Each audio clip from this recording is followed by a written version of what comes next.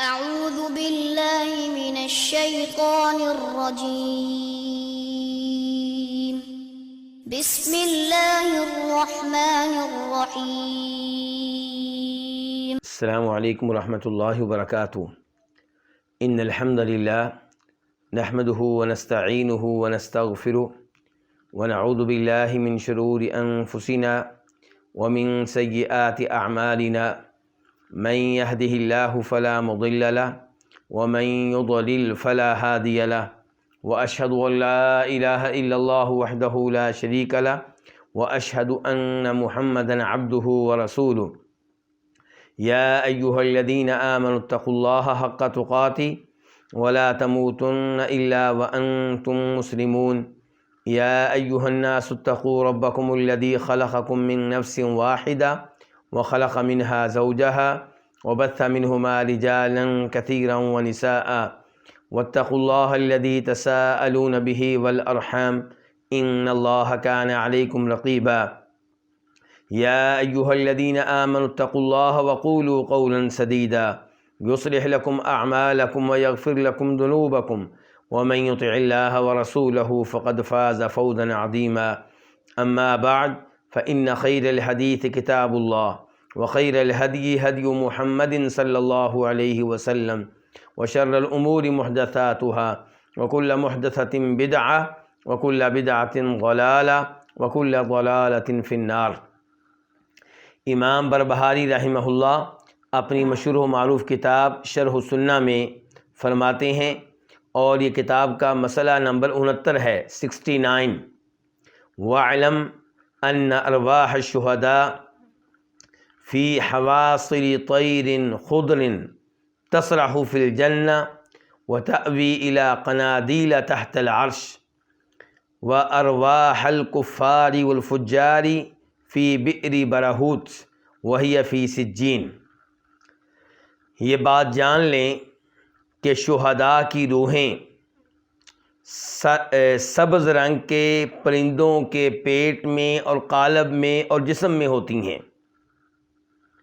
وہ جنت میں کھاتی پیتی ہیں اور عرش کے نیچے لٹکی ہوئی قندیلوں میں آ کر پناہ لیتی ہیں، اور کافروں کی اور فاجروں کی روحیں برہوت نامی کنویں میں ہیں، اور یہ کنواں سجین میں ہے۔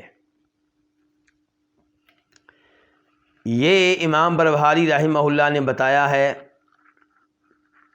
مومن اور کافر اور فاجر قسم کی روحوں کے بارے میں کہ ان کا انجام کیا ہوتا ہے، وہ مرنے کے بعد کہاں جاتی ہیں، کہاں رہتی ہیں۔ میں اس بارے میں چند احادیث آپ کے سامنے رکھوں گا جن سے یہ مسئلہ کسی حد تک واضح ہو جائے گا، لیکن اگر آپ یہ سمجھتے ہیں کہ میں یہ مسئلہ آپ کے سامنے 100% واضح کر دوں گا تو یہ ممکن نہیں ہے۔ کیوں ممکن نہیں ہے؟ کیونکہ یہ غیبی امور ہیں۔ برزخی جہان یعنی کہ مرنے کے بعد سے لے کے روز قیامت تک اٹھائے جانے سے پہلے کا جو وقت ہے، اس کو برزخی جہان کہا جاتا ہے۔ یہ جو برزخی جہان ہے، اس کی وہی خبریں ہمیں معلوم ہیں جو ہمیں بتا دی گئیں، جو نہیں بتائی گئیں وہ ہم اپنی طرف سے نہیں بتا سکتے، کیونکہ یہ چیزیں عقل سے، رائے سے، اجتہاد سے، قیاس سے معلوم نہیں ہو سکتی۔ یہ غیبی امور ہیں، جس قدر اللہ نے اور اللہ کے رسول نے بتا دیے صلی اللہ علیہ وسلم اسی قدر ہمیں معلوم ہیں، اس سے زیادہ ہمیں معلوم نہیں ہیں۔ جو احادیث آپ کے سامنے رکھنا چاہتا ہوں وہ احادیث آپ کے سامنے باقاعدہ طور پہ بیان کرنے سے پہلے میں چاہوں گا کہ میں ایک خلاصہ بیان کر دوں اس موضوع کے اوپر، اور خلاصہ بیان کرتے ہوئے میں مدد لوں گا کس سے؟ امام ابن ابی العز الحنفی رحمہ اللہ سے۔ یہ وہ امام ہیں جنہوں نے مشہور و معروف عقیدہ کی کتاب عقیدہ طحاویہ کی شرح لکھی ہے۔ عقیدہ طحاویہ لکھنے والے کون ہیں؟ امام ابو جعفر طحاوی۔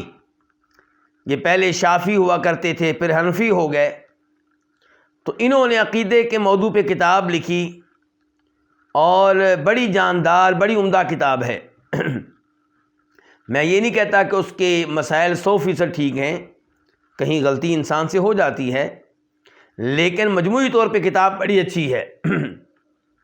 بلکہ سلفی مدارس میں، سلفی دینی اداروں میں کتاب پڑھائی جاتی ہے، عقیدہ طحاویہ۔ بہت سے لوگوں نے اس عقیدے کی شرح لکھی ہے، لیکن جس شرح کو سب سے زیادہ قبولیت حاصل ہوا، یعنی کہ جو سب سے زیادہ مقبول ہوئی، وہ امام ابن ابی العز الحنفی کی ہے۔ یہ فوت ہوئے ہیں 792 ہجری میں، 792، اور انہوں نے یہاں پہ جب روحوں کے مسئلے کا تذکرہ کیا تو خلاصہ بیان کرتے ہوئے کہتے ہیں وَيَتَلَخَّصُ مِنْ أَدِلَّتِهَا، یعنی کہ روحوں کے بارے میں جو دلائل آئے ہیں، جو نصوص آئی ہیں، ان کا خلاصہ کیا ہے؟ کہتے ہیں خلاصہ یہ ہے کہ ان الارواح فی البرزخ متفاوتۃ اعظم تفاوت، کہ برزخ میں، یعنی کہ مرنے کے بعد روحیں جو ہیں ان کے معاملات مختلف ہیں، ایک جیسے نہیں ہیں۔ فَمِنْهَا أَرْوَاحٌ فِي أَعْلَى عِلِّيِّينَ، کچھ روحیں جو ہوتی ہیں وہ اعلیٰ علیین میں ہوتی ہیں، فِي الْمَلَإِ الْأَعْلَى، بلند و بالا لوگوں کے ساتھ ہوتی ہیں۔ یہ کن کی روحیں؟ کہتے ہیں وہی ارواح الانبیاء صلوات اللہ علیہم وسلام ہو، یہ روحیں ہیں حضرات انبیاء کرام علیہم الصلوۃ والسلام کی۔ وہم متفاوتون فی منازلہم، اور یہ انبیاء کرام بھی اپنے مقام و مرتبہ کے لحاظ سے ایک جیسے نہیں ہیں، کسی کا مقام و مرتبہ دوسرے سے بڑھ کر ہے، کسی کا دوسرے سے کم تر ہے۔ کہتے ہیں وَمِنْهَا أَرْوَاحٌ فِي حَوَاصِلِ طَيْرٍ خُضْرٍ، اور کچھ روحیں ایسی ہوتی ہیں جو سبز رنگ کے پرندوں کے قالب میں ہوتی ہیں۔ تَسْرَحُ فِي الْجَنَّةِ حَيْثُ شَاءَتْ، جنت میں جہاں سے چاہتی ہیں کھاتی پیتی ہیں۔ وَهِيَ أَرْوَاحُ بَعْضِ الشُّهَدَاء، اور یہ شہداء میں سے چند ایک کی روحیں ہیں، یعنی سب کی نہیں ہیں۔ لا کلہم، سب کی روحیں یہ نہیں ہیں، سب شہداء کی۔ بل من الشہداء من تحبس روحہ عن دخول الجنہ لدین علیہ، کیونکہ کئی شہید ایسے ہیں جن کی روحوں کو جنت میں داخل ہونے کا موقع نہیں ملتا۔ کیوں؟ کیونکہ ان کے ذمے قرض ہوتا ہے جو انہوں نے ادا نہیں کیا تھا، اس وجہ سے انہیں جنت میں داخل ہونے کا موقع نہیں ملتا۔ کہتے ہیں جیسا کہ مسند احمد میں آیا ہے، عبداللہ بن جاش روایت کرتے ہیں کہ ایک آدمی نبی علیہ الصلوۃ والسلام کے پاس آیا اور اس نے کہا یا رسول اللہ، اے اللہ کے رسول، ما لی ان قتلت فی سبیل اللہ، اگر میں اللہ کی راہ میں شہید ہو جاؤں تو مجھے کیا ملے گا؟ قال الجنہ، آپ نے فرمایا جنت ملے گی۔ فلما ولا، جب وہ آدمی واپس چلا گیا تو قال، آپ نے کہا الا الدین، سوائے قرض کے۔ سارنی بہ جبریل آنفا، ابھی ابھی آ کر جبریل علیہ السلام نے مجھے بتایا ہے کہ اگر شہید کے ذمے قرض ہوگا تو پھر وہ جنت میں داخل نہیں ہو سکے گا۔ اس کے بعد امام ابن ابی العز الحنفی کہتے ہیں وَمِنَ الْأَرْوَاحِ مَنْ يَكُونُ مَحْبُوسًا عَلَى بَابِ الْجَنَّةِ، کچھ روحیں وہ ہوتی ہیں جنہیں جنت کے دروازے پہ روک لیا جاتا ہے، جیسا کہ اس حدیث میں ہے جس میں فرمایا نبی علیہ الصلوۃ والسلام نے رأیت صاحبکم محبوسا علی باب الجنہ، کہ میں نے تمہارے ساتھی کو دیکھا ہے کہ اسے جنت کے دروازے پہ روک لیا گیا ہے۔ ومنہم من یکون محبوسا فی قبرہ، امام بربہاری، امام ابن ابی العز الحنفی کا موقف یہ ہے کہ کچھ روحیں ایسی ہیں جنہیں قبر میں روک لیا جاتا ہے، اور کچھ ایسی ہیں جو زمین پہ رہتی ہیں، اور کچھ روحیں ایسی ہیں جو زنا کرنے والے مردوں اور عورتوں کے تنور میں ہوتی ہیں، اور کچھ روحیں ایسی ہیں جو خون کی نہر میں ہوتی ہیں، اس میں وہ تیرتی ہیں اور ان کے منہ میں پتھر داخل کیے جاتے ہیں۔ کہتے ہیں کہ یہ سارے وہ امور ہیں جن کے حق میں دلائل ہمیں احادیث سے ملتے ہیں۔ تو یہ خلاصہ بتایا ہے کس نے؟ امام ابن ابی العز الحنفی رحمہ اللہ نے عقیدہ طحاویہ کی شرح لکھتے ہوئے اب میں روحوں کے تعلق سے جو ہمارے پاس احادیث ہیں ان کا تذکرہ آپ کے سامنے رکھنا چاہوں گا۔ سب سے پہلے یہ مسلم شریف کی حدیث ہے، اور مسلم شریف میں اس کا نمبر ہے 1887 1887، اور ترمذی شریف میں بھی یہ حدیث موجود ہے، اور وہاں پہ اس کا نمبر ہے 3011 3011، اور یہی حدیث ابن ماجہ میں بھی آئی ہے، اور وہاں پہ اس کا نمبر ہے 2801 2801۔ تو اب یہ حدیث کیا ہے میں آپ کے سامنے رکھوں گا۔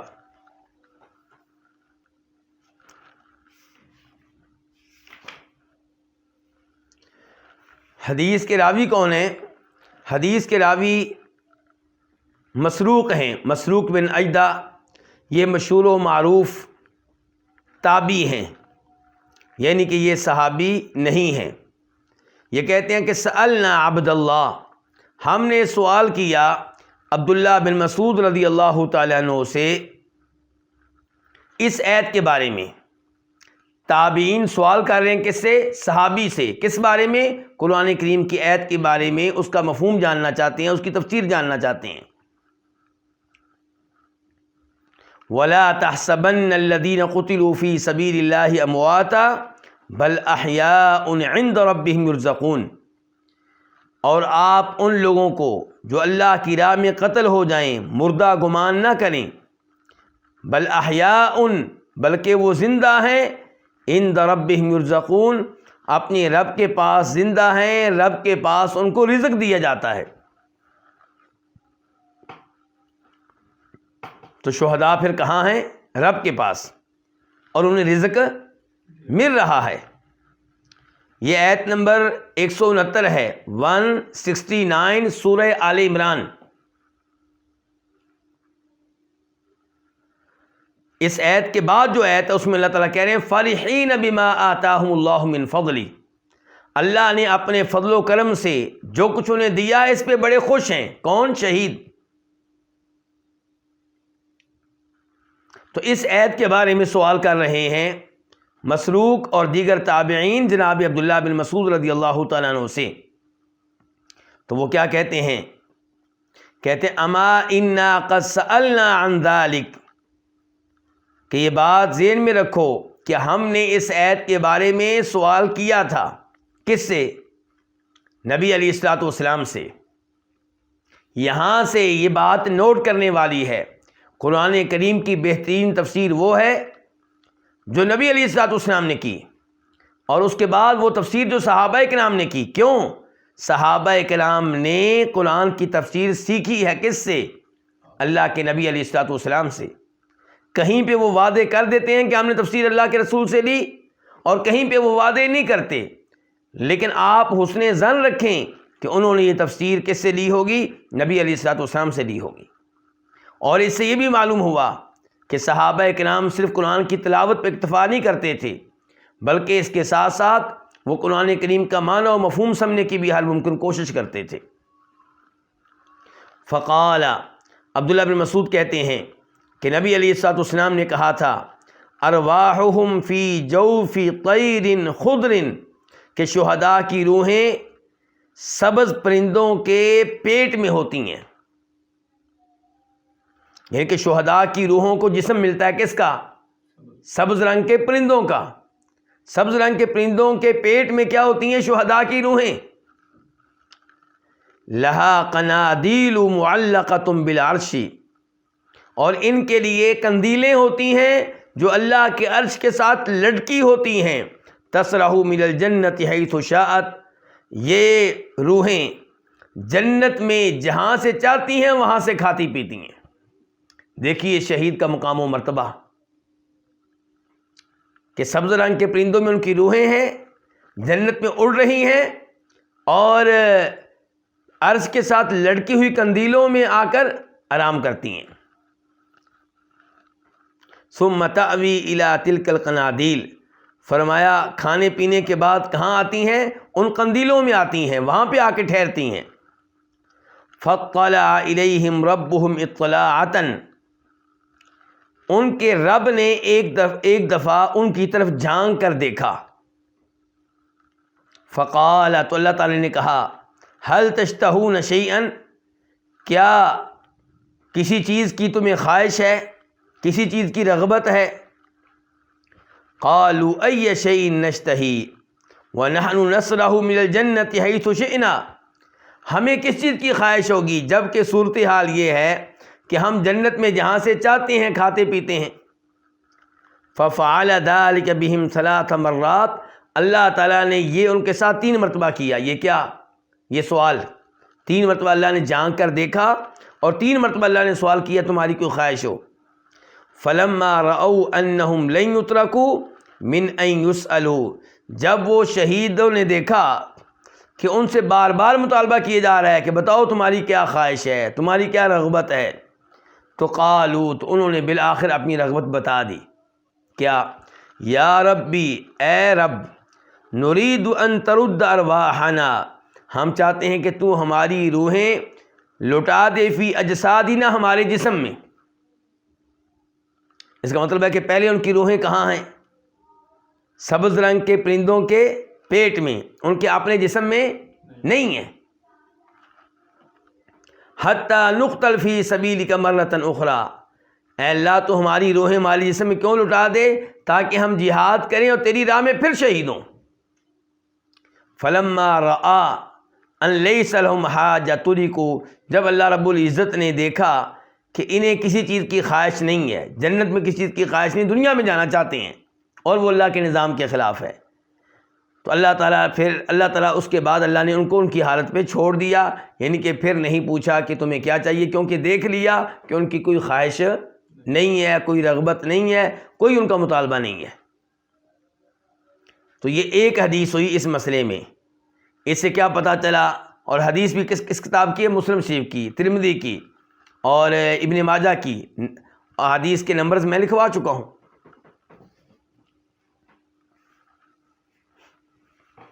اس کے بعد ایک اور حدیث،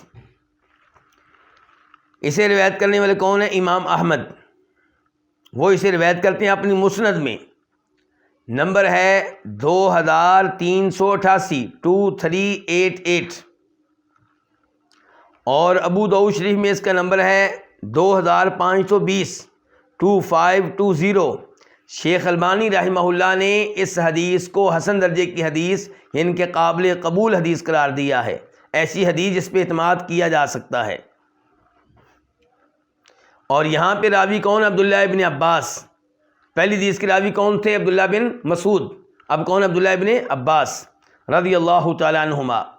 قال قال رسول اللہ صلی اللہ علیہ وسلم، کہتے ہیں کہ فرمایا نبی کریم صلی اللہ علیہ وسلم نے، لما اصیب اخوانکم باحد، جب احد کی لڑائی میں، احد کے میدان میں تمہارے بھائی شہید ہوئے، جعل اللہ عز وجل ارواحہم فی طیر خضر، تو اللہ نے ان کی روحیں ڈال دیں سبز رنگ کے پرندوں میں، تارد انہار الجنہ، اب یہ روحیں، یہ سبز رنگ کے پرندے جنت کی نہروں میں آتے ہیں، تاکل من ثمارہا، جنت کا پھل کھاتے ہیں، وتأوی الی قنادیل من ذہب فی ظل العرش، اور عرش کے سائے میں سونے کی جو قندیلیں ہیں ان قندیلوں میں آ کر آرام کرتے ہیں، وہاں پہ آ کر ٹھہرتے ہیں۔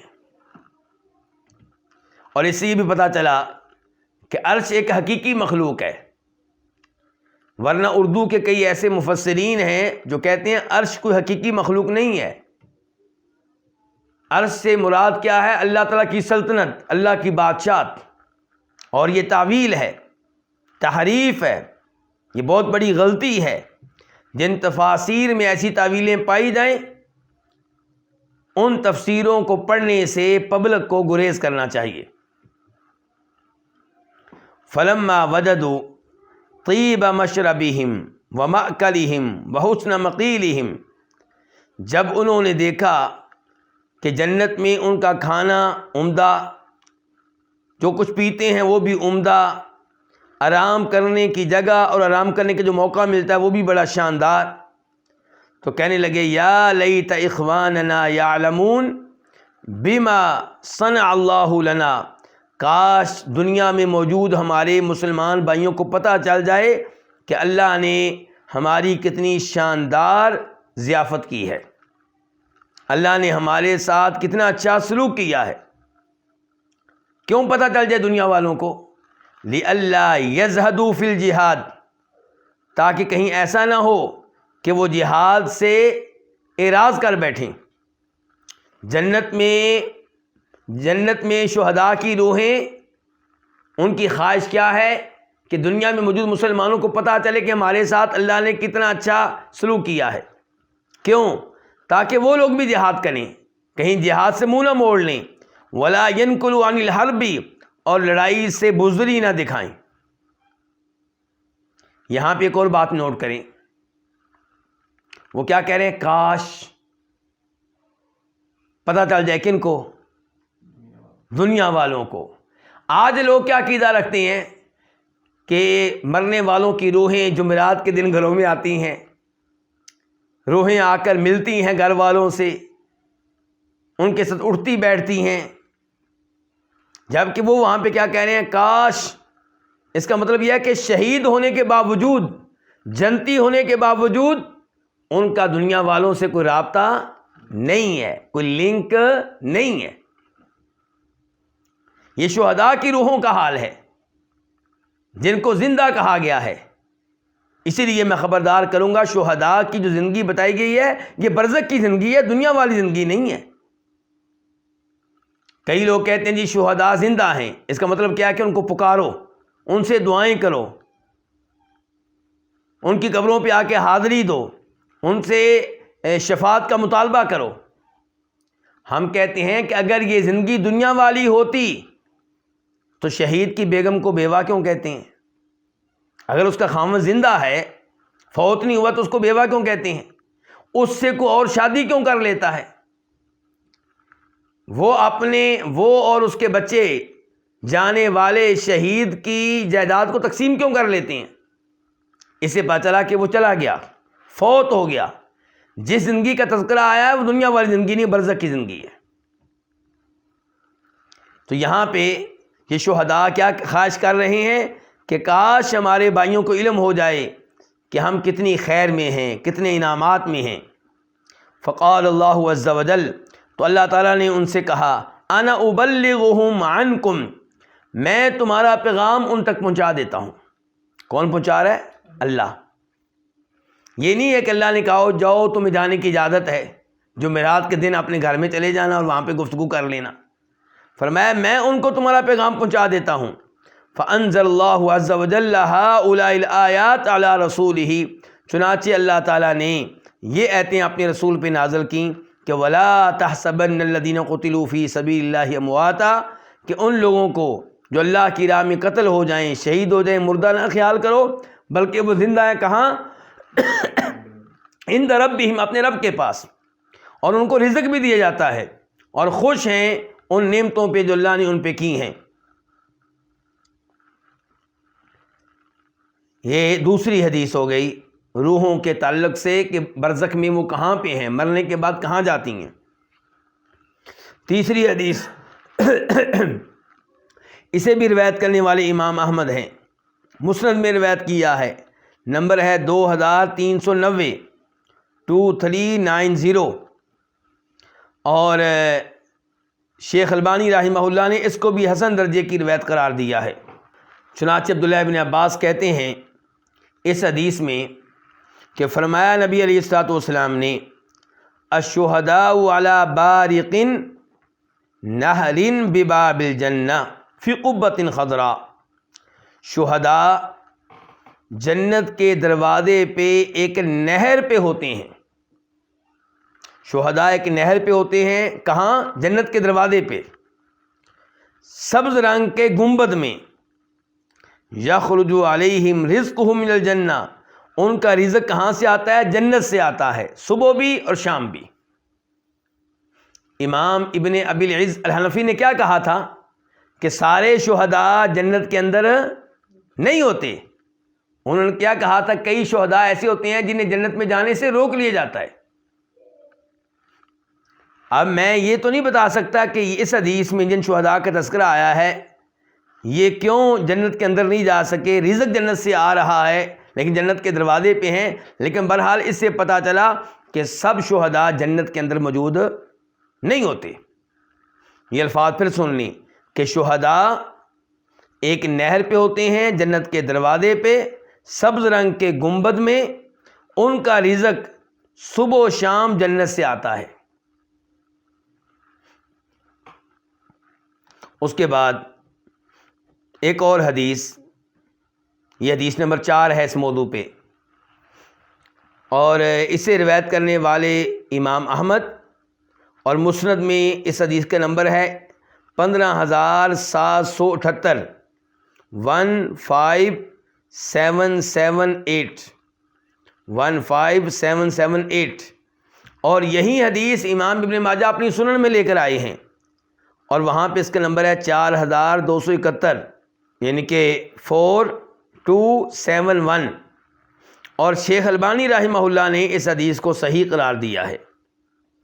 اور اس حدیث کی میں ایک عجیب بات آپ کو بتاؤں. اس حدیث کو روایت کرنے والے اماموں میں سے ایک بڑے امام کون ہے؟ امام احمد. اور آپ جانتے ہیں جو مشہور بڑے امام ہیں وہ کتنے ہیں؟ 4. ویسے تو باقی بھی بڑے بڑے امام ہیں, لیکن لوگوں میں جن کی شہرت باقی رہی وہ 4 ہیں. تو ان میں سے جو اس حدیث کو روایت کرنے والے کون ہیں؟ امام احمد. اور وہ کہتے ہیں حدثنا محمد بن ادریس یعنی شافعی, کہتے ہیں ہمیں یہ حدیث بیان کی تھی امام شافعی نے. تو امام احمد کے استاد ہیں کون؟ امام شافعی. اور وہ کیا کہتے ہیں؟ عن مالک. امام شافعی کیسے روایت کر رہے ہیں؟ امام مالک سے. یہ تینوں امام, امام مالک, امام شافعی, امام احمد, حدیث کے میدان میں بہت آگے ہیں. امام مالک کی باقاعدہ حدیث کی کتاب ہے جسے کیا کہتے ہیں؟ موطا. امام احمد کی کتاب جسے کیا کہتے ہیں؟ مسند. امام شافعی کی احادیث بھی آپ کو امام شافعی کی کتاب الام میں آپ کو ان کی احادیث کثرت سے ملیں گی. ہر حدیث کو سند کے ساتھ روایت کرتے ہیں. تو اس لیے ان تینوں اماموں کو اور ان کے مسلک پہ چلنے والوں کو کہتے ہیں اصحاب حدیث, کہ یہ حدیث کا بہت اہتمام کرتے تھے. ان کے مقابلے میں فقہ حنفی اپنانے والے علماء کرام کو کہا جاتا تھا اصحاب رائے, کہ یہ اپنی رائے پہ چلتے ہیں, اپنے خیال پہ چلتے ہیں, قیاس پہ چلتے ہیں, عقل پہ چلتے ہیں. کیا مطلب؟ یعنی کہ باقی جو 3 مسلک کے لوگ ہیں وہ حدیث کو زیادہ اہمیت دیتے ہیں, لیکن فقہ حنفی کے لوگ بھی حدیث پہ چلتے ہیں, لیکن کبھی کبھی احادیث کو نظر انداز کر دیتے ہیں یہ کہہ کر کہ یہ حدیث ہمارے اصولوں کے خلاف ہے. انہوں نے کئی اصول بنا رکھے ہیں. مثال کے طور پہ اسی حدیث کو لے لیں کہ لا نکاح الا بولی, نکاح تب درست ہوگا جب لڑکی کی طرف سے نکاح کرنے والا اس کا ولی ہو, اس کا باپ نہیں تو اس کا دادا نہیں ہے تو اس کا سگا بھائی, یہ اس کا نکاح کریں تب نکاح ٹھیک ہوگا. اگر وہ خود ہی نکاح کر رہی ہے بغیر ولی کے تو اس کا نکاح درست نہیں ہے. اب فقہ حنفی کے علماء کے نام کیا کہتے ہیں کہ لڑکی اگر باپ کی اجازت کے بغیر تنہا بھاگ کر نکاح کر لیتی ہے تو اس کا نکاح ٹھیک ہے, اسے ایسا کرنا نہیں چاہیے لیکن کر لے تو ٹھیک ہے. باقی علماء کرام نے کہا بھی اس معاملے میں تو حدیث ہے کہ ولی کے بغیر نکاح نہیں ہوتا. تو وہ کہتے ہیں حدیث تو موجود ہے, اگرچہ اسے روایت کرنے والے 3-4 صحابہ کرام ہیں اور تم اسے صحیح بھی کہتے ہو, لیکن ہمارا دل اس کے اوپر مطمئن نہیں ہے. کیوں؟ کہتے ہیں کہ نکاح تو مدینہ میں کثرت سے ہوتے تھے, یہ ہر گھر کا مسئلہ تھا. اس لحاظ سے اس موضوع پہ حدیثیں بہت زیادہ ہونی چاہیے تھیں. کوئی 70 حدیثیں ہوتی ہیں, کوئی 80 ہوتی ہیں, کوئی 90 ہوتی ہیں, کوئی 60 ہوتی ہیں, 3-4 کیوں رہ گئی ہیں؟ تو اس لیے ہمارا دل مطمئن نہیں ہے. یہ انہوں نے اصول بنایا, جبکہ اصول غلط ہے. صحیح بات یہ ہے کہ ایک حدیث بھی مل جائے نبی علیہ الصلوۃ والسلام کی تو اس پہ عمل کرنا واجب ہے. صحابہ کرام ایک حدیث ملنے پہ سر جھکا دیا کرتے تھے. وہ یہ نہیں کہتے تھے اب ایک حدیث اور لے آؤ، دوسری لے آؤ، حتیٰ کہ یہ احادیث متواتر بن جائیں، 60 ہو جائیں، 70 ہو جائیں، 80 ہو جائیں، 90 ہو جائیں. ایسا مطالبہ وہ نہیں کرتے تھے. تو بہرحال کہنے کا مطلب یہ ہے کہ اس حدیث کی سند میں عجیب اتفاق ہے کہ تینوں امام ایک ساتھ آ گئے، امام احمد، امام شافعی اور امام مالک. اور امام مالک روایت کرتے ہیں ابن شہاب زہری سے، مشہور و معروف تابعی ہیں، بہت بڑے محدث ہیں. اور وہ روایت کرتے ہیں عبد الرحمن بن کعب بن مالک سے، مشہور و معروف صحابی کعب بن مالک کے بیٹے عبد الرحمن سے. کعب بن مالک وہی ہیں جو تبوک کی لڑائی میں پیچھے رہ گئے تھے، 3 صحابہ کرام پیچھے رہ گئے تھے، ان میں سے ایک یہ بھی تھے جن کی بعد میں توبہ نازل ہوئی تھی.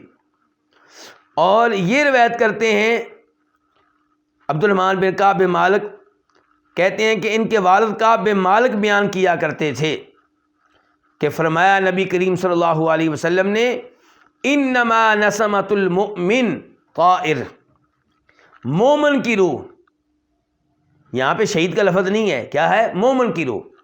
مومن کی روح طائر ایک پرندے کی شکل میں ہوتی ہے، یعلق فی شجر الجنہ حتی یرجعہ اللہ. اور یہ مومن کی روح جنت میں رہتی ہے، کھاتی پیتی ہے جنت کے درختوں سے، یہاں تک کہ اللہ تعالیٰ اس کو اس کے جسم میں لٹا دیں گے. وہ دن آئے گا. تو یہاں سے کیا پتہ چلا؟ مومن کی روح پھر کہاں ہوتی ہے؟ پرندے کی شکل میں ہوتی ہے. اور کہاں ہوتی ہے؟ جنت میں ہوتی ہے. یہ کتنی حدیثیں ہو گئیں؟ 4. اب حدیث نمبر 5. اس کے راوی ہیں سمرہ بن جندب، اور اس حدیث کو روایت کرنے والے امام کون کون سے ہیں؟ نمبر 1 امام احمد، نمبر ہے اس کا مسند احمد میں 2231، یعنی کہ 20231. آپ کہیں گے 20,231، 2000 نہیں بلکہ 20,231، 20231. اور ابو داؤد شریف میں اس کا نمبر ہے 3,341، 3341. اور نسائی شریف میں اس کا نمبر ہے 4,685، 4685. اور شیخ البانی رحمہ اللہ نے اس حدیث کو حسن درجے کی حدیث قرار دیا ہے. تو راوی کون تھے؟ سمرہ بن جندب. کہتے ہیں کہ خطبنا رسول اللہ صلی اللہ علیہ وسلم، ہمیں ایک بار خطبہ دیا نبی علیہ الصلوۃ والسلام نے، اور فرمایا ہا ہنا احد من بنی فلان، کیا یہاں پہ کوئی فلاں قبیلے کا آدمی ہے؟ فلاں قبیلے سے نام لیا آپ نے کسی قبیلے کا، کہا کہ فلاں قبیلے سے تعلق رکھنے والا یہاں پہ کوئی آدمی ہے. فلم یجبہ احد، لوگ خاموش رہے، کسی نے جواب نہیں دیا. پھر آپ نے کہا کیا یہاں پہ فلاں قبیلے سے تعلق رکھنے والا کوئی آدمی ہے؟ تو ایک آدمی کھڑا ہو گیا، اس نے کہا انا یا رسول اللہ، میں موجود ہوں اللہ کے رسول، میرا تعلق ہے فلاں اس قبیلے سے جس کا آپ تذکرہ کر رہے ہیں. تو آپ نے کہا ما منعک ان تجیبنی فی المرتین الاولیین، میں نے 2 مرتبہ پہلے بھی آواز دی تھی، تب تو نے کیوں نہیں بتایا کہ میں موجود ہوں؟ اما انی لم انوہ بکم الا خیرا، میں نے تم لوگوں کا جو تذکرہ کیا ہے، تمہارے قبیلے کا نام لیا ہے، تو ڈرنے کی ضرورت نہیں ہے، کسی خیر کی وجہ سے میں نے تمہارا نام لیا ہے. ان صاحبکم مأسور بدینہ، تمہارا ایک ساتھی، تمہارا فلاں ساتھی جو ہے، جو فوت ہو چکا ہے، وہ اپنے قرضے کی وجہ سے، جو قرضہ اس نے ادا کرنا ہے، ادا کیے بغیر فوت ہوا ہے، اس کی وجہ سے اسے روک لیا گیا ہے. فَلَقَدْ رَأَيْتُهُ أَدَّى عَنْهُ، تو راوی کہتے ہیں سمرہ بن جندب، تو میں نے اس آدمی کو دیکھا کہ اس نے اس میت کی طرف سے قرضہ ادا کر دیا. حَتَّى مَا بَقِيَ أَحَدٌ يَطْلُبُهُ بِشَيْءٍ، یہاں تک کہ مطالبہ کرنے والا کوئی بھی نہ بچا، کوئی ایسا آدمی نہ بچا جو یہ کہے کہ اس میت نے میرا قرضہ دینا تھا. تو اب یہاں پہ دیکھیں، جب تک اس نے قرضہ ادا نہیں کیا، اس کو جنت میں داخل ہونے کی اجازت نہیں ملی. اور اس کے بعد حدیث نمبر 6، اس کے راوی کون ہے؟ جناب ابو ہریرہ رضی اللہ تعالیٰ عنہ۔ روایت کرنے والے کون کون سے امام ہیں؟ امام نسائی، اور نسائی شریف میں اس کا نمبر ہے 1833 1833، اور ابن حبان، امام ابن حبان اسے اپنی صحیح میں روایت کرتے ہیں، اور وہاں پہ اس کا نمبر ہے 3003، یعنی کہ 3003۔ اور شیخ البانی رحمہ اللہ کی جو کتاب ہے سلسلۃ الاحادیث الصحیحہ، وہ کتاب جس میں انہوں نے صحیح احادیث جمع کر دی ہیں، وہاں پہ اس کا نمبر ہے 1309 1309۔ اس کا مطلب یہ ہے کہ شیخ البانی رحمہ اللہ نے اس حدیث کو صحیح قرار دیا ہے۔ تو راوی کون ہے جناب ابو ہریرہ رضی اللہ تعالی عنہ، کہ نبی علیہ الصلوۃ والسلام نے فرمایا اذا حضر المؤمن اتته ملائکۃ الرحمہ بحریرۃ بیضاء، جب مومن کے فوت ہونے کا وقت آتا ہے تو اس کے پاس رحمت کے فرشتے آتے ہیں۔ کون سے فرشتے؟ سفید رنگ کا ریشمی لباس لے کر آتے ہیں۔ فیقولون، تو وہ کہتے ہیں اخرجی راضیۃ مرضیۃ عنک الی روح اللہ وریحان ورب غیر غضبان، روح کو مخاطب کر کے کہتے ہیں کہ اپنے جسم سے باہر نکلو، تم اپنے رب پہ راضی ہو، تمہارا رب تمہارے اوپر راضی ہے۔ فوت ہوتے وقت ہی کیا مل رہی ہے؟ خوشخبری۔ رحمت کے فرشتوں کا آنا بھی خوشخبری ہے۔ ظاہر ہے کہ میت جو ہے وہ دیکھ لیتی ہے فرشتوں کو، تو رحمت کے خوبصورت فرشتے دیکھ کے خوشخبری ملنا شروع ہو جاتی ہے۔ اوپر سے یہ پیاری پیاری گفتگو کہ نکلو اپنے جسم سے، تمہارے اوپر تمہارا رب راضی اور تم اپنے رب پہ راضی۔ نکل کے کہاں جانا ہے؟ اپنے رب کی مہربانی کی طرف، اپنے رب کی رحمت کی طرف جانا ہے، اس رب کے پاس جانا ہے جو تمہارے اوپر ناراض نہیں ہے۔ چنانچہ یہ روح نکلتی ہے اور اس سے بہترین کستوری کی خوشبو آ رہی ہوتی ہے۔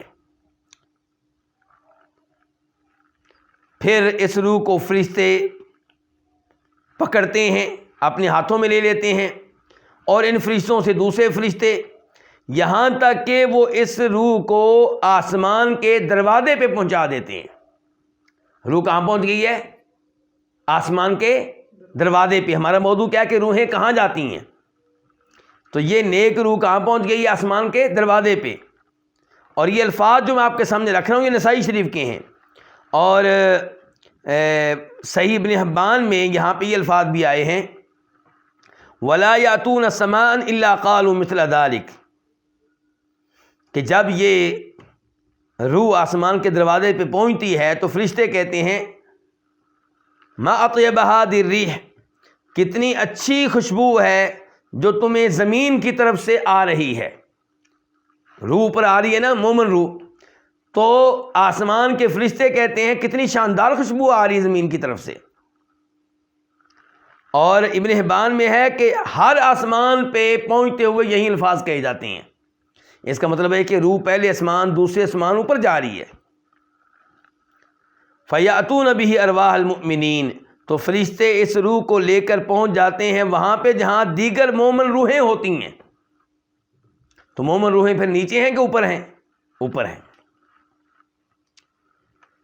تو اب کیا ہوتا ہے؟ فرماتے ہیں نبی علیہ الصلوۃ والسلام جب یہ روح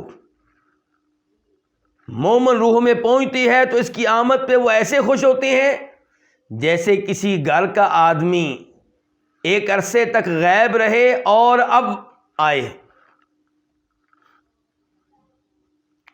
تو گھر والے کتنے خوش ہوں گے کہ سال کے بعد یہ آیا ہے، 2 سال کے بعد آیا ہے، 3 سال کے بعد۔ اس انداز سے مومن روحیں خوش ہوتی ہیں اس کی آمد پہ۔ فَيَسْأَلُونَهُ، اب مومن روحیں اس روح سے سوال کرتی ہیں ماذا فعل فلان، فلاں آدمی کا کیا بنا؟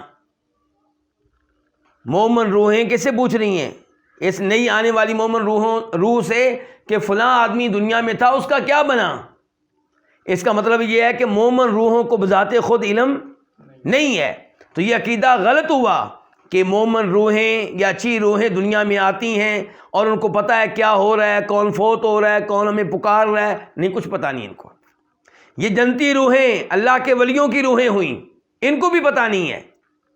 یہ تو آنے والی روح سے پوچھ رہے ہیں کہ کیا بنا فلاں کا، ماذا فعل فلان، فیقولون، تو پھر وہ کہتے ہیں دعوہ، اس کو چھوڑ دو، فإنہ کان فی غم الدنیا، کیونکہ یہ دنیا کے غموں میں تھا. اس کو چھوڑ دو، یہ دنیا کے غموں میں تھا. اس سے کیا مراد ہے؟ اس کا ایک مطلب یہ ہے کہ یہ جو نئی روح آئی ہے اس سے یہ سوال نہ کرو، کیونکہ دنیا میں یہ پریشان تھا. اب پریشان نہیں ہے. کہاں پریشان تھا؟ دنیا میں. وہاں تو اسے اپنا ہوش نہیں تھا، اس سے کیا پوچھنا ہے. یہ اس کا معنی بن سکتا ہے. دوسرا اس کا معنی یہ ہو سکتا ہے کہ جس کے بارے میں پوچھ رہے ہو اس کے بارے میں نہ پوچھو، وہ تو دنیا کی ٹینشنوں میں تھا بس. فَإِذَا قَالَ أَمَا أَتَاكُمْ، جب یہ نیا مہمان جو آیا ہے، نئی روح جو آئی ہے، جب یہ کہتی ہے جس کے بارے میں تم پوچھ رہے ہو وہ یہاں پہ نہیں پہنچا مجھ سے پہلے، یعنی کہ مطلب یہ ہے کہ وہ تو مجھ سے پہلے فوت ہوا تھا، اس کی روح یہاں نہیں پہنچی. قالوا ذهب به الى ام الهاویہ، نہیں یہاں پہ نہیں پہنچی. اس کا مطلب یہ ہے کہ اسے اس کے جہنم والے ٹھکانے کی طرف لے جایا جا چکا ہوگا. اللہ تعالی ہم سب کو اس سے محفوظ رکھے. اللہ ہمیں ان میں سے بنائے جن کو فوت ہونے کے فوراً بعد اللہ تعالیٰ جنتی روحوں کے ساتھ، مومن روحوں کے ساتھ ملا دیں گے. حدیث ابھی ختم نہیں ہوئی. اس کے بعد کہتے ہیں نبی علیہ الصلوۃ والسلام، وَإِنَّ الْكَافِرَ إِذَا حُضِرَ، اور جب کافر کے فوت ہونے کا وقت آتا ہے، أَتَتْهُ مَلَائِكَةُ الْعَذَابِ بِمِسْحٍ، تو عذاب کے فرشتے ایک گندا سا ٹاٹ لے کر آتے ہیں. مومن روح کو قبض کرنے کے لیے کون آئے تھے؟ رحمت کے فرشتے. کیا لے کر آئے تھے؟ سفید ریشمی ان کے لباس وغیرہ لے کر آئے تھے جس میں انہوں نے روح ڈالی تھی. یعنی کہ دنیا کے لوگ بندوبست کرتے ہیں کفن کا میت کے جسم کے لیے، اور فرشتے بندوبست کرتے ہیں روح کے لیے. اب اگر اچھی روح ہے تو کیا لباس آتا ہے؟ ریشمی سفید رنگ کا لباس، اور دیگر احادیث سے پتہ چلتا ہے جنت کا لباس.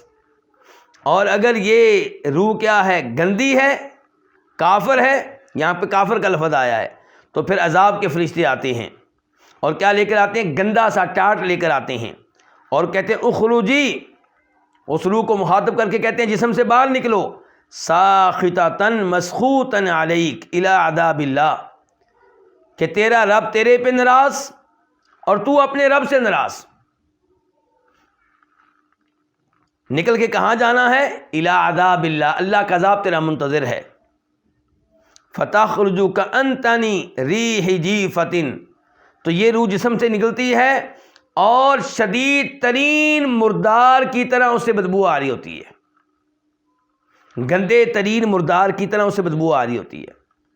یہاں تک کہ یہ عذاب والے فرشتے اسے زمین کے دروازے پہ لے کر آتے ہیں.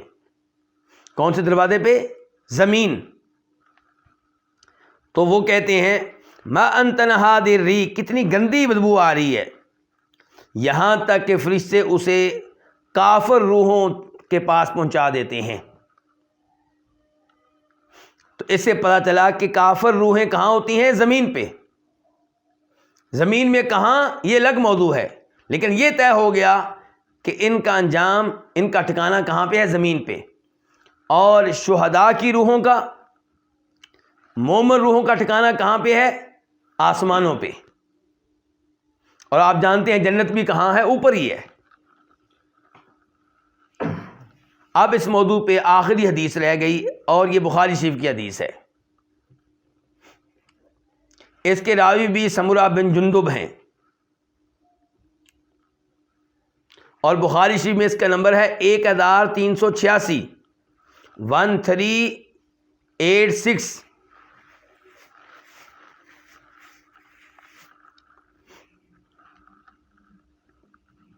سمرہ بن جندب کہتے ہیں کان النبی صلی اللہ علیہ وسلم اذا صلی صلاۃ اقبل علینا بوجہہ، کہ نبی علیہ الصلوۃ والسلام جب نماز پڑھاتے تو نماز کے بعد اپنا چہرہ ہماری طرف کر لیتے، مقتدیوں کی طرف کر لیتے. فقال، فرماتے من رآ منکم اللیلۃ رؤیا، تم میں سے کس نے آج رات کوئی خواب دیکھا ہے. اس کا مطلب یہ ہے کہ کس نماز کی بات ہو رہی ہے؟ نماز فجر کی.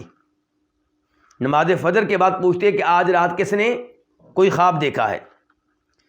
قال، سمرہ بن جندب کہتے ہیں فَإِن رَآ أَحَدٌ قَصَّهَا، اگر کسی نے خواب دیکھا ہوتا تو بیان کر دیتا. فَيَقُولُ مَا شَاءَ اللَّهُ، تو آپ اس خواب کی تعبیر کے طور پہ جو اللہ چاہتا وہ فرماتے، وہ کہتے، وہ بیان کرتے. فَسَأَلَنَا يَوْمًا، چنانچہ ایک دن آپ نے ہم سے سوال کیا اور کہا هَلْ رَآ أَحَدٌ مِّنكُمْ رُؤْيَا، کیا تم میں سے کسی نے کوئی خواب دیکھا ہے؟ قلنا لا، ہم نے کہا ہم نے تو کوئی خواب نہیں دیکھا. آپ نے کہا لیکنی رأیت اللیلۃ رجلین اتیانی، لیکن میں نے آج رات دو آدمی دیکھے، وہ میرے پاس آئے تھے. اور یہ ذہن میں رہے کہ انبیاء کرام علیہم السلام کے خواب کیا ہوتے ہیں؟ دین ہوتے ہیں، اللہ کی طرف سے ہوتے ہیں، سچ ہوتے ہیں، حق ہوتے ہیں. فرمایا میرے پاس خواب میں دو آدمی آئے تھے، فأخذا بیدی، انہوں نے میرا ہاتھ پکڑا، فأخرجانی الی الارض المقدسہ، اور مجھے مقدس زمین پہ لے گئے، پاک زمین پہ لے گئے. فإذا رجل جالس، تو اچانک ایک آدمی بیٹھا ہوا ہے. ورجل قائم بیدہ، اور اس کے پاس ایک آدمی کھڑا ہے، اس کے ہاتھ میں کلوب من حدید، لوہے کا آنکڑا ہے. لوہے کا آنکڑا کسے کہتے ہیں؟ یعنی کہ لوہے کی آپ کہہ لیں، ایک لمبا لوہا کہہ لیں، اور اس کے ساتھ چھوٹے چھوٹے لوہے اور لگے ہوئے ہیں، اس طرح کے، یعنی کہ نوک والے. کیسے؟ نوک والے، اس طرح.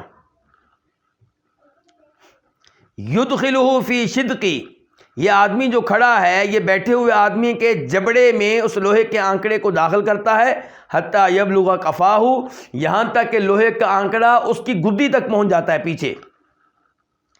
ثم یفعل بشدقہ الآخر مثل ذلک، پھر یہ کھڑا ہوا آدمی اس کے دوسرے جبڑے کے ساتھ بھی ایسا ہی کرتا ہے. ویلتئم شدقہ ھذا، اتنی دیر تک پہلا جبڑا ٹھیک ہو جاتا ہے. فیعود فیصنع مثلہ، تو وہ ایسا اس کے ساتھ کرتا ہی رہتا ہے، یہ سزا ملتی رہتی ہے. قلت ما ھذا، میں نے کہا یہ کیا ہے؟ تو ان دو آدمیوں نے کہا انطلق، آگے چلیں. ہم آگے چلے یہاں تک کہ ہم ایک آدمی کے پاس آئے جو اپنی گدی کے بال لیٹا ہوا تھا، ان کے سیدھا لیٹا ہوا تھا، اور ایک آدمی اس کے سر کے پاس کھڑا تھا. کیا لے کر؟ ایک پتھر یا چٹان لے کر. فیشدغ بہ رأسہ، اس پتھر کے ساتھ وہ اس کے سر کو کچل رہا تھا. جب وہ پتھر مارتا اسے تو پتھر دور چلا جاتا، پھر یہ آدمی پتھر کو لانے کے لیے جاتا. کون؟ یہ پتھر مارنے والا. جب واپس آتا تو اس آدمی کا سر ٹھیک ہو جاتا، یہ پھر اس کے اوپر حملہ کرتا اور اس کے سر کو کچلتا. کس کے ساتھ؟ پتھر کے ساتھ. تو میں نے کہا یہ کیا ہے، یہ کون ہے؟ تو انہوں نے کہا آگے چلیں. میں آگے چلا تو آگے ایک سوراخ تھا، تنور کی طرح کا سوراخ، تنور جس میں روٹیاں پکاتی ہیں. اس کا اوپر کا حصہ تنگ تھا، نیچے والا حصہ بڑا وسیع اور کشادہ تھا، یعنی کہ منہ تنگ اور نیچے پیندہ جو ہے وہ بہت وسیع کشادہ کھلا. اس کے نیچے آگ جل رہی تھی. جب وہ آگ قریب ہوتی تو یہ لوگ جو اس میں موجود تھے یہ اوپر کو اٹھتے اور یوں لگتا کہ جیسے یہ تنور سے باہر نکل آئیں گے. جب آگ ٹھنڈی ہوتی تو یہ واپس اسی گڑھے میں گر پڑتے. اور اس میں کئی مرد بھی تھے، کئی عورتیں بھی تھیں، اور سب ننگے تھے. میں نے کہا یہ کیا ہے، یہ کون ہے؟ تو انہوں نے کہا آگے چلیں. تو ہم چلے یہاں تک کہ ہم ایک نہر کے پاس آئے جو خون کی نہر تھی. اس میں ایک آدمی کھڑا تھا. یہ جو آدمی کھڑا تھا یہ نہر کے سینٹر میں، نہر کے کنارے پہ تھا، جیسا کہ دوسری روایت سے معلوم ہوتا ہے، اور ایک اور آدمی اس کے ہاتھ میں پتھر۔ تو یہ آدمی جو نہر میں تھا، خونی نہر میں، جب بھی باہر نکلنے لگتا تو وہ آدمی جس کے پاس پتھر تھا وہ اس کے منہ پہ پتھر مارتا اور اس کو واپس وہاں بھیج دیتا جہاں پہ پہلے تھا۔ جب بھی یہ نکلنے لگتا اس کو پتھر پڑتے۔ تو میں نے کہا یہ کیا ہے؟ تو مجھ سے کہا آگے چلیں۔ پھر ہم چلے یہاں تک کہ ہم ایک باغ میں آئے، سرسبز و شاداب باغ۔ وہاں پہ ایک بڑا درخت اور اس کی جڑ میں ایک بزرگ بیٹھے ہوئے ہیں اور ان کے پاس کئی بچے ہیں، اور ایک اور آدمی اس درخت کے قریب ہے، اس کے آگے آگ ہے، وہ آگ کو جلا رہا ہے۔ تو یہ دو آدمی مجھے چڑھا کر اس درخت پہ لے گئے اور مجھے انہوں نے ایک گھر میں داخل کیا۔ اس سے اچھا گھر میں نے کبھی نہیں دیکھا۔ اس میں کئی بزرگ آدمی تھے، کئی نوجوان تھے، کئی عورتیں تھیں، کئی بچے تھے۔ پھر انہوں نے مجھے وہاں سے نکالا اس گھر سے اور مجھے درخت پہ چڑھایا۔ اب مجھے ایک اور گھر میں لے گئے جو پہلے سے بھی اچھا، پہلے سے بھی عمدہ تھا، اور وہاں پہ بھی کئی بزرگ اور کئی نوجوان تھے۔ میں نے کہا پوری رات تم لوگ مجھے چکر لگواتے رہے ہو، مجھے بتاؤ اس کے بارے میں جو میں نے دیکھا یہ کیا چیز تھی، کیا معاملہ تھا؟ انہوں نے کہا کہ جہاں تک تعلق ہے اس آدمی کا جس کے جبڑے کو چیرا جا رہا تھا، تو یہ وہ جھوٹا آدمی ہے جو جھوٹ بیان کرتا تو یہ جھوٹ پوری دنیا میں پھیل جاتا اور اس کو یہ سزا قیامت تک ملتی رہے گی۔ آج کل کے ٹی وی اینکر جو ہیں وہ اس کی مثال بن سکتے ہیں اگر وہ جھوٹ بولتے ہیں۔ تو جو اینکر جھوٹ بولتا ہے، آپ یہ جانتے ہیں کہ ٹی وی کے ذریعے اس کا جھوٹ کہاں پہنچتا ہے؟ دنیا کے کونے کونے تک پہنچتا ہے۔ تو ان کو اللہ سے ڈرنا چاہیے، اور علماء کو جو جھوٹی روایتیں بیان کرتے ہیں انہیں بھی اللہ سے ڈرنا چاہیے، جو من گھڑت قصے کہانیاں بیان کرتے ہیں ان کو بھی اللہ سے ڈرنا چاہیے۔ تو یہ دیکھیں کہ جبڑے چیرے جا رہے ہیں، کس وجہ سے؟ ایک جھوٹا آدمی تھا، جھوٹ بولتا تو اس کا جھوٹ پوری دنیا میں پھیل جاتا، تو اسے یہ سزا ملتی رہے گی قیامت تک۔ اس کا مطلب یہ ہے کہ قیامت کا منظر نہیں ہے، قیامت سے پہلے کا منظر ہے، اور اسی کو کیا کہتے ہیں؟ برزخ۔ اس کو کیا کہتے ہیں؟ برزخ۔ والذی رأیتہ یشتخ رأسہ فرجل علمہ اللہ القرآن، اور وہ شخص جس کو آپ نے دیکھا کہ اس کے سر کو کچلا جا رہا ہے، تو یہ وہ آدمی تھا جس کو اللہ نے قرآن کی دولت دی، قرآن کا علم دیا۔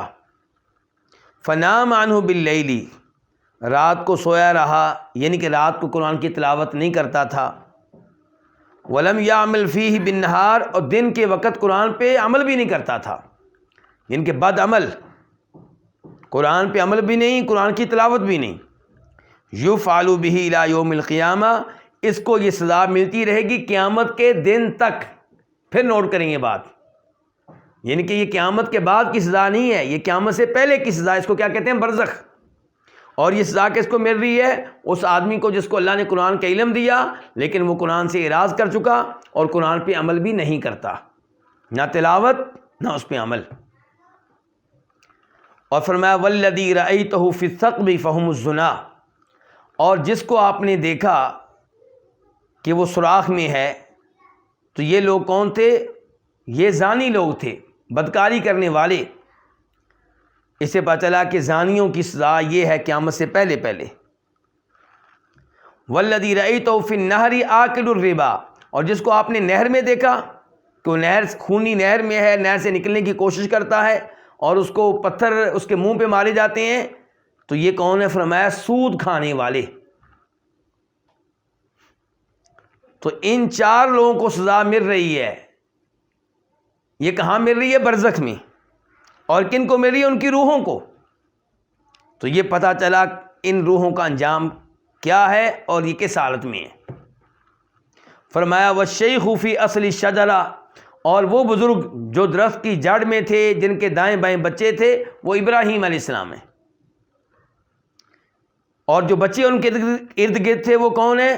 لوگوں کی اولاد، یعنی کہ وہ بچے چھوٹی عمر میں فوت ہو گئے، وہ ابراہیم علیہ السلام کے پاس بیٹھے ہوئے ہیں۔ والذی یوقد النار، اور وہ جو آگ کو تیز کر رہا تھا، آگ جلا رہا تھا، وہ مالک ہے جہنم کا داروغہ، وہ فرشتہ جس کی جہنم پہ ڈیوٹی ہے۔ والدار الاولی التی دخلت دار عامۃ المؤمنین، اور درخت پہ چڑھ کر آپ کو جس پہلے گھر میں لے جایا گیا، جس کے بارے میں آپ نے کہا کہ اس سے اچھا گھر میں نے کبھی نہیں دیکھا، وہ عام مومنوں کا گھر تھا۔ اس کا مطلب ہے کہ وہاں پہ کون تھی؟ مومن روحیں۔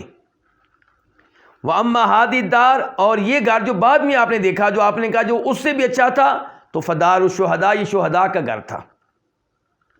وَأَنَا جبریل، اور میں جبریل ہوں۔ گفتگو کرنے والے نے کیا کہا؟ میں جبریل ہوں۔ وَهَذَا میکائیل، اور یہ میکائیل ہیں۔ فَرْفَعْ رَأْسَكَ، آپ اپنا سر اٹھائیے۔ فَرَفَعْتُ رَأْسِي، آپ کہتے ہیں میں نے سر اٹھایا۔ فَإِذَا فَوْقِي مِثْلُ السَّحَابِ، میرے اوپر ایسی کوئی چیز تھی جیسے بادل ہوتے ہیں۔ تو انہوں نے کہا ذاک منزلک، یہ آپ کا محل ہے، یہ آپ کا جائے قیام ہے۔ قلت، تو میں نے کہا دعانی ادخل منزلی، مجھے اجازت دو، مجھے چھوڑو تاکہ میں اپنے اس گھر میں داخل ہو جاؤں۔ تو انہوں نے کہا انہ بقی لک عمر، ابھی آپ کی دنیاوی عمر مکمل نہیں ہوئی۔ فلو استکملت، جب آپ کی عمر مکمل ہو جائے گی، اتیت منزلک، تب آپ اپنے اسی گھر میں آئیں گے۔ اس کا مطلب ہے کہ آپ کی روح یہاں پہ آئے گی۔ تو کہنے کا مطلب یہ ہے، خلاصہ کلام یہ ہے کہ روحوں کا معاملہ جو ہے وہ ایک جیسا نہیں ہے۔ ہر روح اپنے اعمال کے لحاظ سے کسی نہ کسی مقام پہ ہے۔ اور میں آخر میں امام بربہاری کے الفاظ پھر پڑھ دوں کہ وَاعْلَمْ أَنَّ أَرْوَاحَ الشُّهَدَاء، یہ بات جان لیں کہ شہداء کی روحیں فی حواصِ طَیْرٍ خُضْرٍ، سبز پرندوں کے قالب میں اور جسم میں ہوتی ہیں، تسرع فی الجنہ، جنت میں کھاتی پیتی ہیں، وتأوی الی قنادیل تحت العرش، اور عرش کے نیچے قندیلوں میں آ کر ٹھہرتی ہیں، وارواح الکفار والفجار، اور کافروں کی روحیں اور فاجروں کی روحیں فی بئر برہوت، برہوت نامی کنویں میں ہوتی ہیں، اور یہ کنواں سجین میں ہے۔ تو آج یہیں پہ آج کے درس کا اختتام کرتے ہیں۔ کافروں کی روحیں کہاں ہوتی ہیں، اس موضوع پہ گفتگو انشاءاللہ آئندہ درس میں ہوگی۔ اللہ رب العزت ہمیں قرآن و حدیث کے مطابق عقیدہ بنانے کی اور سیکھنے کی توفیق عنایت فرمائے۔ وآخر دعوانا الحمدللہ رب العالمین۔